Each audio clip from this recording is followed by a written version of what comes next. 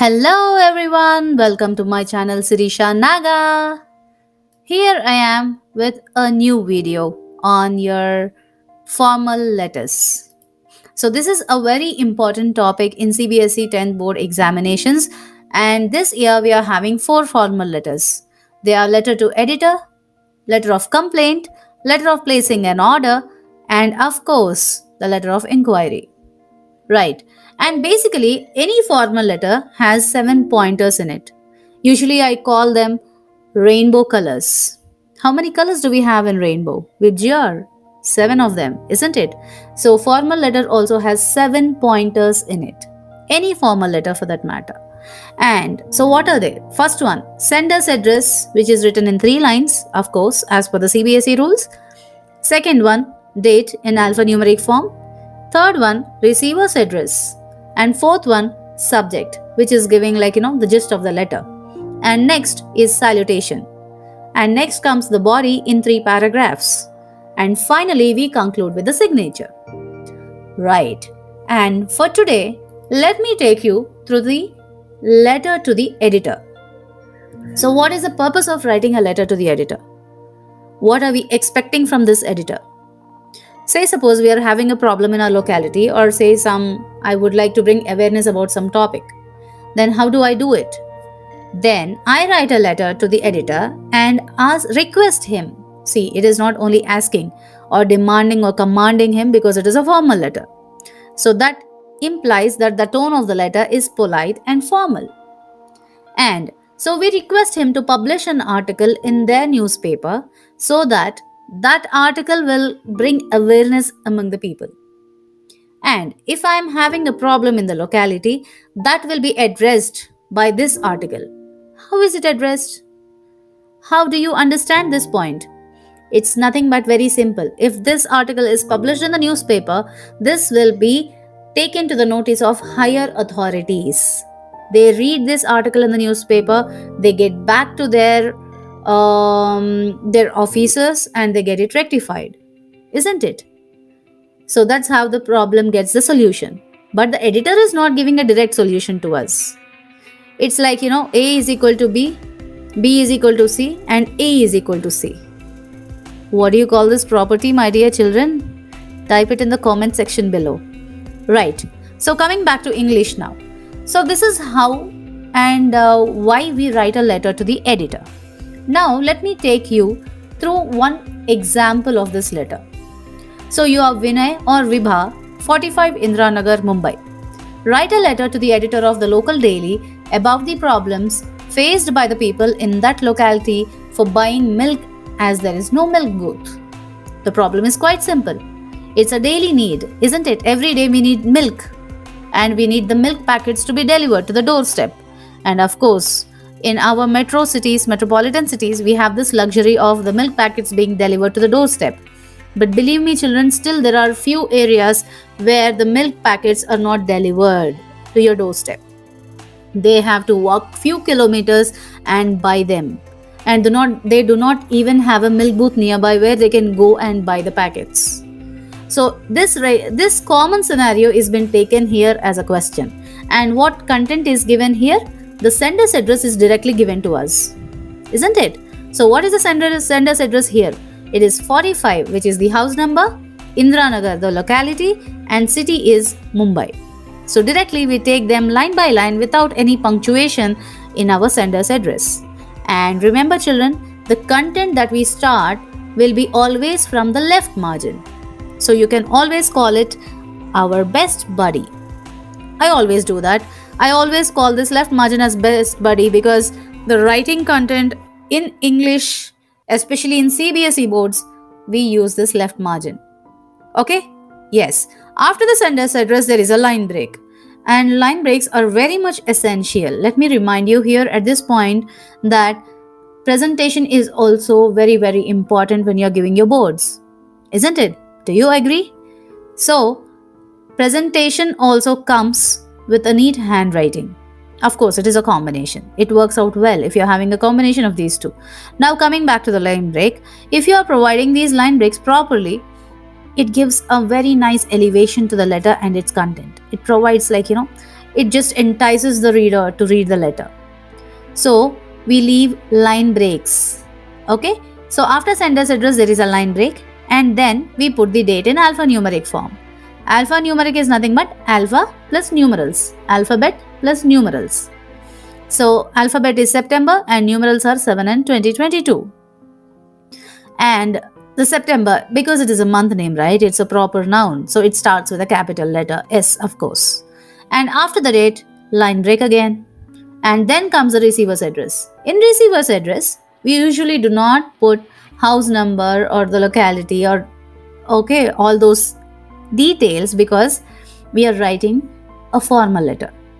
So we always, when we are writing a form, what is a formal letter? Whom do we write it to? By the way, we write it to some dignitaries or higher officials or authorities, isn't it? So when we are doing that, we are supposed to mention the designation of the person whom we are writing to. We do not know the name of the person, but even if we know the name of the person, also we are not going with the name. We are just putting the designation there straight away. And then comes the organization or company name, followed by the city. That's more than enough. That concludes our receiver's address. And here we are writing a letter to the editor. So it becomes the definite article comes first with a capital T and editor with a capital E. Second line is Mumbai Times. In the question, we are asked to write a letter to the editor of the local daily. So, local daily is not the newspaper name.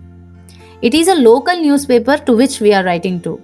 So, as we are in Mumbai city right now, virtually of course, we are writing to Mumbai Times. Quite simple. And then we put the city Mumbai. And of course, the city is the same here for letter to editor because I am facing a problem in Mumbai. Why do I write a letter to editor in Delhi? Does it make sense? No, it doesn't. So I have to match the city there. So Mumbai equal to Mumbai. And there ends our receiver's address. And after that, we go for a line break. And then comes the subject which is giving the gist of the letter. And it always begins with ing participle, which is the continuous form, V4, verb form, V1 plus ing.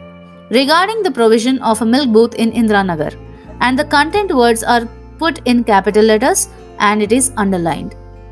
And also make sure the content words are not exceeding 6 to 7 words. Right? Okay. And after that, we leave a line break again. And then comes the salutation, sir or madam. As we are not aware of this editor's gender, we put both of them in our salutation. And there is no need of respected or dear or my dear of anything of those additionals here before sir or madam. It is directly sir or madam. And then there is no need of line break. We directly start with the first paragraph. And here first paragraph is talking about your self-introduction and the purpose of writing the letter. So as we are writing to the editor, so you can take this as a standard beginning for your first paragraph. Through the columns of your esteemed newspaper, I, Vibha of Nagar, would like you to publish an article on the provision of a milk booth in our locality. Right? So it is simple and straight. Now, moving further to the second paragraph. Now, in the second paragraph, we'll be talking about the problem that we are facing. We tend to elaborate it because the word limit is 120 words. So we slightly elaborate the second paragraph, which is the main body of the letter.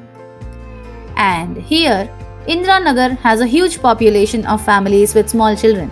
Our area doesn't have a milk booth. Every morning, the residents have to walk up to 3 kilometers for buying milk, which is causing a lot of agony in the neighborhood. After putting in that much effort and time, the milk packets wouldn't be available there at times due to black marketing. This daily venture is not only causing physical strain but also wasting time in the crucial part of the day.